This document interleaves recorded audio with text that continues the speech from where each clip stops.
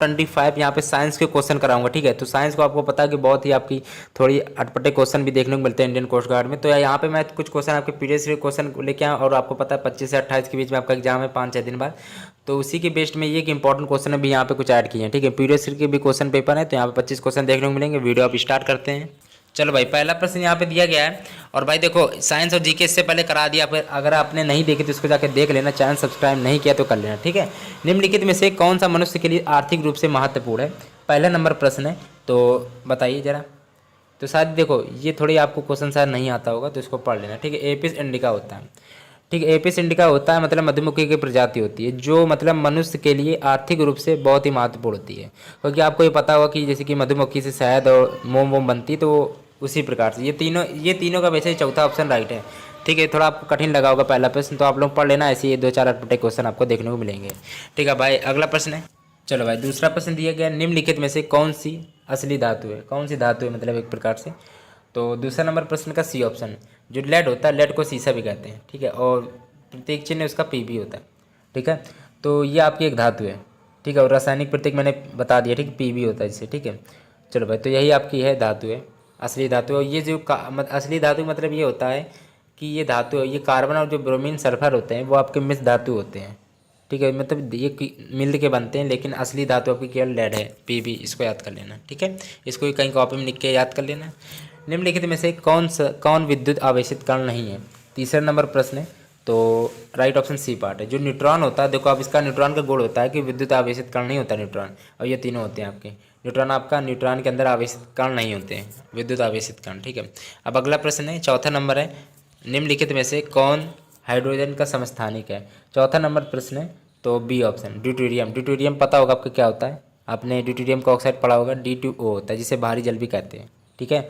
तो निम्नलिखित में से हाइड्रोजन का समस्थानिक आपका ड्यूटेरियम होता है, इसको पढ़ लेना। अगला प्रश्न देखते हैं, कार्बन मोनोऑक्साइड एवं हाइड्रोजन के मिश्रण को क्या कहते हैं? पाँचवा नंबर प्रश्न है, राइट ऑप्शन है इसका बी पार्ट, वाटर गैस कहते हैं। कार्बन मोनोऑक्साइड और हाइड्रोजन के जो मिश्रण को क्या कहते हैं? वो वाटर गैस कहते हैं। अगला प्रश्न है, अब आपके इंपॉर्टेंट क्वेश्चन देखने को मिलेंगे जो पेपर में पूछे गए थे क्वेश्चन, ठीक है। निम्नलिखित में से कौन सी गैस आग बुझाने में सहायता करती है? आप चारों ऑप्शन को देखिए, अब बताइए राइट ऑप्शन इसका क्या हो। तो कार्बन डाइऑक्साइड होती है जो, अब वो आग बुझाने में सहायक होती है, ठीक। CO2 यहाँ पे कार्बन डाइऑक्साइड, ठीक है। अब सातवां प्रश्न यहाँ पे दिया गया है,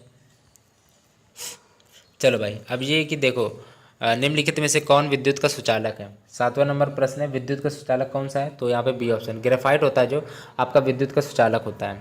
अगला प्रश्न है, तारों का टिमटिमाना किस प्रक्रिया की वजह से होता है?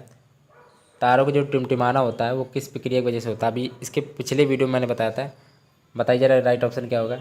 आठवीं बी ऑप्शन, वही होता है अपवर्तन, ठीक है। अगर राइट ऑप्शन अगर टोटल इंटरनल रिफ्लेक्शन आ जाए, पूरा आंतरिक परिवर्तन भी लिख के आ जाए, तो वो भी ज़्यादा राइट है, ठीक है। तो अपवर्तन भी कह सकते हैं या टोटल इंटरनल रिफ्लेक्शन। हवा में नाइट्रोजन का कितने प्रतिशत होता है? या आप बताइए जरा, नाइट्रोजन कितने परसेंट होता है हवा में? तो बताइए जरा। 9वां नंबर प्रश्न है, नाइट्रोजन कितने परसेंट होता है हवा में? तो बताइए जरा। 9वां नंबर प्रश्न है, तो 78% होता है, ये सबको पता होगा, ठीक है। तो 9वें का ए पार्ट राइट है। अगला प्रश्न देखते हैं, ये 10वां नंबर क्वेश्चन काफ़ी इंपॉर्टेंट है। पानी एवं पारे की बूंदों का बनना किस प्रक्रिया की वजह से होता है? तो 10वां नंबर प्रश्न है, तो ए पार्ट, जो प्रस्तनाव होता है, प्रस्तनाव को टी से डिनोट करते हैं, ठीक है।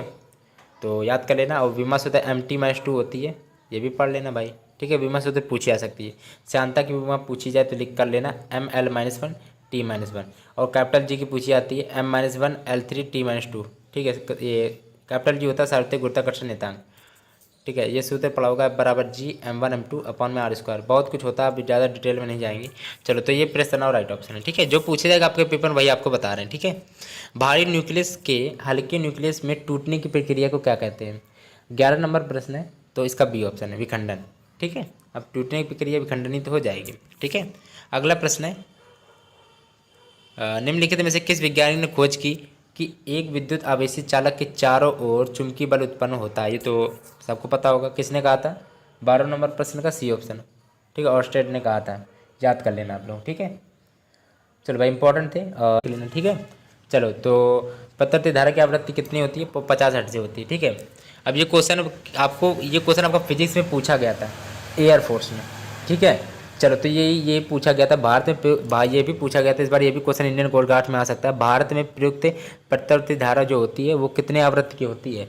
तो 50 हर्ट्ज की होती है। बताइए। अभी आप लोग सोचेंगे ये क्वेश्चन कैसा अटपटा क्वेश्चन है, पर भाई देखो ये क्वेश्चन सब आपके क्वेश्चन होते हैं, आप लोगों ने पढ़े नहीं तो वो आपको अटपटे लगते हैं, बस यही बात है। तो इंपॉर्टेंट है भाई बहुत ज़्यादा ये क्वेश्चन। पृथ्वी पर आपका भार जैसे 60 है तो चंद्रमा पर कितना होगा? बताइए जरा खुद आप अपने हिसाब से सोचिए। तो 1/6 होता है, तो 60/6 मतलब कि 10 आएगा चंद्रमा पर, क्योंकि चंद्रमा पर 1/6 होता है पृथ्वी की अपेक्षा। तो यहाँ पे 60 है तो 60/6 तो 10 आ गया, 10 किलोग्राम का। ठीक है, चलो भाई। पृथ्वी पर जी का मान 1/6 होता है चंद्रमा के अपेक्षा, मतलब चंद्रमा पर होता है पृथ्वी की अपेक्षा। ठीक है, इसलिए चंद्रमा पर 1/6 होता है, तो उसे काट दिया। ठीक, भाग दे दिया। कौन सा तत्व खनिज रक्त का लाल बनता है, लाल रंग बनाता है? ठीक है, तीसरा नंबर प्रश्न है लौह। ठीक है, यहाँ पे लौह राइट ऑप्शन है। आयरन भी ले सकता है, पेपर में आ सकता है, तो लौह और आयरन एक ही बात है। ठीक है, का जो रक्त का जो रंग होता है वो लाल बनाता है। अगला प्रश्न है, क्योंकि यह तत्व होता है जो, ठीक है, यह तत्व जो होता है मतलब लाल रक्त जो कणिकाएँ होती हैं जो आरबीसी, ठीक है, तो उसमें मतलब उपस्थित जो हीमोग्लोबिन होता है उसके निर्माण में सहायक देता है। ठीक है, इसीलिए आपका जो लौ कह सकते हो या आयरन भी कह सकते हो। ठीक है, इसीलिए उपयोगी तत्व होता है ये। किसी वस्तु का वेग दोगुना करने पर उसकी गति ऊर्जा में क्या फर्क पड़ेगा? ठीक है, अब बताओ क्या होगा। देखो, किसी वस्तु का वेग, एक गति ऊर्जा पूछा कि K बराबर 1/2 mv² होता है। अब किसी वस्तु का वेग पूछा गया, मतलब ये वेग दोगुना करने पर, मतलब वी स्क्वायर है तो K समानुपाती यहाँ से v² निकला, K समानुपाती v², v दोगुना है तो 2 दूनी 4 हो गया, K समानुपाती 4 गुना। तो जो K मतलब काइनेटिक एनर्जी जो गति ऊर्जा है वो 4 गुनी हो जाएगी। सिंपल सा ऐसा भी लिख के आ सकता है। ठीक है, अब पेपर में वेग आपका चाहे 3 गुना दे तो आप तो आराम से कर लोगे फिर। ठीक है, 6 गुना फिर हो जाएगा, शायद नहीं 3 3 9 होता, फिर 9 गुना हो जाएगा, 2 दूनी 4 तो 4 गुना हो गया। ठीक है, 4 गुनी। अगला प्रश्न है, चीनी को अल्कोहल में परिवर्तित करने के लिए किस प्रक्रम का नाम है? बताइए। छठा 5वां नंबर प्रश्न है, तो सी ऑप्शन किण्वन। ठीक है, अगला प्रश्न है, चलो भाई 6ठा नंबर प्रश्न है, 5वें नंबर ध्यान रखना। ठीक है, चीनी को जो अल्कोहल में परिवर्तित करने की जो प्रक्रम होता है वो किण्वन कहलाता है। सूर्य के सतह का तापमान कितना होता है? ये क्वेश्चन आपने पढ़ा होगा। ठीक है, 6ठा नंबर प्रश्न है, तो राइट ऑप्शन इसका सी, 6000 डिग्री सेल्सियस होता है। सूर्य के जो सतह का जो तापमान होता है दोस्तों वो आपका 6000 डिग्री सेल्सियस होता है। जब प्रकाश एक माध्यम से दूसरे माध्यम, एक प्रकाश जैसे है कि एक माध्यम से दूसरे माध्यम जब जाता है, ठीक, प्रवेश करता है तो अपने मार्ग से विचलित हो जाता है। इस प्रक्रिया को क्या कहते हैं? 7वां नंबर प्रश्न है, राइट ऑप्शन इसका बी पार्ट है, अपवर्तन कहलाता है। ठीक है, अपवर्तन कहलाता है, याद कर लेना। ठंड की सुबह जब हम घास पर पानी की बूंदें देखा होगा, ओस पड़ी रहती है ठंड के समय में, तो सुबह टाइम में, तो यह किसके कारण होता है? बताइए जरा। 8वां नंबर प्रश्न है, तो सी ऑप्शन, संघनन के कारण होता है वो। ठीक है, याद कर लेना भाई, संघनन के कारण होता है जो आपकी वो पानी की जो बूंद है वो ओस के कारण दिखाई देती है वो घास पे। ठीक है, तो संघनन की प्रक्रिया होती है। ठीक है, इसको याद कर लेना। ठीक है, ये भी है कि थोड़ी दूसरी भाषा में कहें, याद कर लो, नहीं तो ऐसे होता है। देखो, वाष्प होती है ठंडी हवा के संपर्क में जब आती है, ठीक है, जैसे कि वाष्प होती है वो ठंडी हवा के जब संपर्क में आती है तो संघनित हो जाती है। संघनित होकर तरल अवस्था में जब बन जाती है तो वो घास के ऊपर पड़ जाती है, मतलब घास में दिखती है, आपको नजर आती है। ठीक है, वही टाइम है सुबह सुबह। अगला प्रश्न है, 9वां नंबर प्रश्न है, किस भौतिक प्रक्रिया की वजह से कीट पतंगे पानी की सतह पर चलते हैं? देखा होगा। 9वां नंबर प्रश्न है, तो यहाँ पे बी ऑप्शन प्रस्तनाव। ठीक है, प्रस्तनाव यहाँ पे राइट ऑप्शन है। ये कि देखो, आपको साइंस में ये है कि जितने साइंस में आपको पूरे नंबर लाने हैं और जीके में पूरे नंबर लाने हैं। मैं आपको साइंस और जीके पूरी कंप्लीट करा के चल रहा हूँ, तो आपको पूरे मार्क्स लाने। ठीक है, तो ये कि अगर कोई दिक्कत हो रही तो साइंस सब कुछ प्रैक्टिस आप देखते जाइए। ठीक है, क्योंकि आपको कोई जो क्वेश्चन आपको अटपटे लगते वो क्वेश्चन आपने पढ़े नहीं होंगे तभी आपको अटपटे लगते। ठीक है, तो सारे क्वेश्चन पढ़ के जाइएगा, मैं सब कुछ धीरे धीरे पढ़ा रहा हूँ। ठीक है, तो इसलिए चैनल से जुड़े रहना। ठीक है, इसलिए आपको कराते रहेंगे सब कुछ प्रैक्टिस है। ठीक है, जल्दी जल्दी देखते रहना बस। निम्नलिखित में से कौन सूर्य के प्रकाश को सीधे विद्युत ऊर्जा में सूर्य के प्रकाश को सीधे विद्युत ऊर्जा में कन्वर्ट करता है? 10वां नंबर प्रश्न है, अब बताओ राइट ऑप्शन क्या हो जाएगा? तो भाई आपका क्या होगा बताइए जरा। सिंपल सा सोलर सेल होता है जो आपको जो प्रकाश ऊर्जा को विद्युत ऊर्जा में कन्वर्ट करता है। ये पढ़ना पड़ेगा आपको। एक प्रोटॉन एक इलेक्ट्रॉन से कितना गुना भारी होता है? 11वां नंबर प्रश्न, सी ऑप्शन 1840। ये आपको पढ़ना पड़ेगा। ठीक है, इसमें कोई वो नहीं है, इसको आपको पढ़ना पड़ेगा। तो 11वें का सी ऑप्शन राइट है। अगला प्रश्न है, निम्नलिखित में से कौन सा द्रव धातु तत्व है? कौन सा द्रव इसमें है जो धातु तत्व है, धातु है मतलब? तो 12 नंबर प्रश्न है, सी ऑप्शन पारा है जो आपका। पहली बात तो द्रव टाइप का होता है पारा। ठीक है, तो ये लिथियम और सीसा और ग्रेफाइट तो होते नहीं आपके पारा द्रव टाइप के, तो पारा आपका जो होता है वो द्रव धातु तत्व है। ठीक है, तो 12वीं का सी ऑप्शन राइट है। अब ये कि यहाँ पे 25 क्वेश्चन आपको दोस्तों देखने को मिले थे, इसका सी ऑप्शन रट लेना, ठीक, याद कर लेना। यहाँ पे 24 क्वेश्चन देखने को मिले थे दोस्तों। वीडियो में अच्छा लगा तो लाइक जरूर कर लेना भाई, ठीक है भाई। अभी तक ये कि एग्जाम गुरु चैनल को सब्सक्राइब नहीं किया तो कर लेना, ऐसे ही वीडियो आपको देखने को मिलेंगे।